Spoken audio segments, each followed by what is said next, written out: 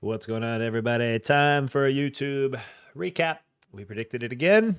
Let me show you how. So, as we get into the last short play of the day, post a little freebie over here for all my friends on X. If you give us a follow over there once in a while, I'll trickle out a couple of beautiful plays for you guys here for nothing outside of the premium chat that we run. Last short play was a NQ, QQQ, pop, or slice down through the 100 EMA 1 minute, as we have discussed, and 21749 was that target right here. T1, target one, short. It was a big mess of candles down there with a lot of GP no tags, and it's a big algo section that needed to come back. And under the 10 SMA, into the 100 EMA, and I drew a little pretty picture here where as long as we stayed under the 1618 right here, right, that was what we drew. You see the big red candle here. This is the entry and exit that I color for my chat as well. So I gave you guys just a statistical advantage of entry and exit. That is it. These are not trade calls. These are what I look for and what I'm trading, and I show you guys, right? So I'm shorting under the 1618, and we're heading down to the golden pocket. So if you watch this channel a lot, you know exactly what we're talking about, and that was the trade call so far. We talk about it in the journal, in the premium Discord. I break down a lot of the stuff like the volatility index and what we're looking for, the trade plans on QQQ and SPY coming out of the day, and of course the last one I called right here. So let's get into it. So purple is the color I use for over unders. Okay. So on the day trade today on QQQ, I looked for over under this fib right here, 525.95. Now, if you're confused, I'm going to go into the setup after this and show you how I set up the day real quick as well and how I got to all these plays kicking butt. So the over under was 525.95. That's where I put my purple first target right here for the green, second target here. And then if it went red, it's first and second target here as well. So we're expecting a upside move. Why? Well, pre-market shows price action way down here, right? We're at 524. I'm sorry, 525.40, 525.20. And when pre-market, where it goes from the gray color right here to the black color to the live trading, we opened dead on the Fibonacci. Imagine that. Algos love to do this. And as we come into the long move, we were under yesterday's lows, which is pictured here in the light dashed blue line right there. So we are in a gap down. This is a common gap fill. Price action went from pre-market to the real hours, and the price action was way down here, and yesterday's lows was way up here. So we assumed an early morning long, and then I wanted to see a dump later on, and CPI, just still a mystery for tomorrow. We'll see. We'll give some predictions out. So how did the trade day go for the short? Well, I'll get into the NQ short first, and then I'll show you how I set her up like always. So I drew this big pretty candle for the team right here. We had this 5-minute breakout candle out of the open, right? Pretty simple here. The QQQ I gave the marks for as well. But right here, 21,832.26. That is that entry. Let's go to the 1 minute chart here, because this is where I did call the play into the 100 EMA to bounce. Now mind you, I said it is going to come down to the 100 EMA and it's going to bounce. And I drew some little hills. And then I said it was going to wash. The 100 EMA is here in the green. I'm going to move this so you guys don't need to see all that, right? So I said it was going to come into the 100 EMA 1 minute. Then it was going to pop, give you a little roll, and as long as it stayed under this guy right here, 21,832.25, and the 1618 from this big area that we had called, it was coming down to the golden pocket. Well, lo and behold, it happened exactly as we said, and it came down, and I only wanted this. It was 80 some points. I think it's about 85 from entry. We're looking at this lower high right here, but let's just call it 80. But that's where we needed to see. So under the 1618, 21, 8, 29, 21. It's a lot of numbers there in the queue, all the way down to the golden pocket before it bounces up and does what the hell it wants to do after that. I don't care. This one big short was the only one I was paying attention to. Now, look at this super interesting algo force up here where you got, if you were to draw a fib on each one of these 1 minute candles, this candle does not have any golden pocket tags. This one, that might be close, but either way, very close to not to. So that whole range is going to be kind of a dead range. And now, let's move this real quick. That whole dead range of algos, it happens a lot, especially in the Trump presidency, actually. We have a lot of notes on this, but notice it did the same thing here where you're just getting a bunch of 1 minute candles that have no center fibs, right? So this big wash that we had called perfectly to the golden pocket, which was to the T, it bounced up and actually did the exact same thing. It left all these open algos and then did another algo wash straight up, right? And if you look real close on the Fibonacci, these pockets of these candles, this candle, no GP, and then this little dude down here, he's going to be a problem later on right here. No GP here, right? I just wanted to check this one real quick. Oh yeah, perfect algoing at the end there at 666. That'll be for tomorrow. I'll be watching that close. Okay.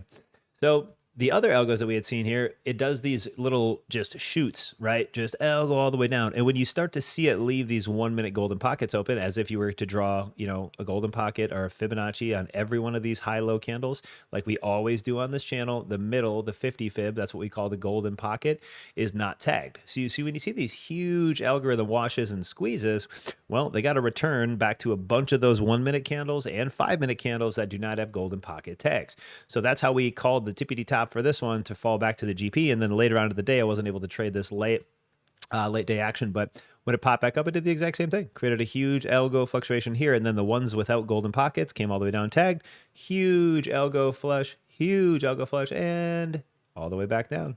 Right from here, same exact thing. So all the algos did was come back to the Fibonacci points. Okay, every time. Let's look at the 5 minute real quick, because we did the whole prediction on that 1 minute. We told you exactly the 1 minute was going to bounce it. We told you it was going to roll off that one or slice it. I was more about the bounce, obviously first tag. We know how that works here on this channel.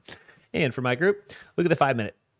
Giant high-low candle. Here's the golden pockets. This is another reason that I took the 5 minute high-low open. This is 8:30 Central, which is the first candle of the live trading, Central time for me. And as it comes up to that 1618, we have some other gaps that we needed to fill up here, which we assumed was going to happen. But the big takeaway here is this dude and the golden pocket association.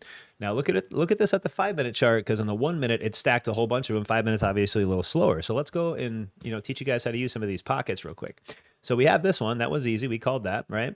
Now look at this guy here. If you were trading and seen the wash, which was our initial call, right? And you seen it. Oh, Brandon says it's coming down to the GP. Okay, well that's the target. Bam, target. Well, what else did Brandon say? Well, shit, we left a lot of fucking GPs up here, a whole 5 minute no tag GP. Let's do this one right here, the next 5 minute candle on that wash down, right? You guessed it, another whole GP, right? So we fibbed out this 5 minute candle. We fibbed out this 5 minute candle, and both of those associated with no GP on the way down, right? So once this GP candle, the 8:30 a.m. open, came in and finally filled its golden pocket of algorithmic love, it's going to send it back up to the other ones, right? So here's the bottom, right where we said it would be. Pushed up, nailed it into these GPs, consolidated and held that algo. Now notice these overlapping. It's really interesting here. Way up here, the extension play, 1618 from this one, this 5 minute, top one. Let's go a little slower. Here's the 1618 right here from that top one, and then the 2618. Notice where that came into extension, right? Perfectly to the penny, because Fibonacci rules all. As we go into it, it pushed back up, started squeezing, and it, of course, filled the first golden pocket and filled the second golden pocket. Wow, tough, right? And this is the one indicator rules them all. Here's another one. Here's a 5 minute candle, high-low, on the way up this time, again, with the crazy Powell Fibonacci on the testimony. That needed one as well. What do we see? Price action, 5 minute, high-low, up, right to the GP, smash, right back up. And we didn't get any lower tags of the GP, so what happened later on? Washed right back down to the golden pocket again. Oh, man, some days it just looks easy. It's not always easy, I promise you. So another big takeaway here, I just want to bring it up to the NQ's big old rip ran that it did yesterday into the short play of today. The gap that was left open, I do want to just note this. The opening gap is something that we take into consideration a lot. When they're slim, we don't look for fills right away, but let's take a peek at this candle here, and I'll show you what the CPI prediction looks like and why. Can't give you all the big stuff, but I'll give you this little stuff. All right, so we're going to start our little breakdown here at the opening 5 minute range, right? And I'm going to extend this candle to the right. I'm going to delete all this other stuff so it's nice and easy to see.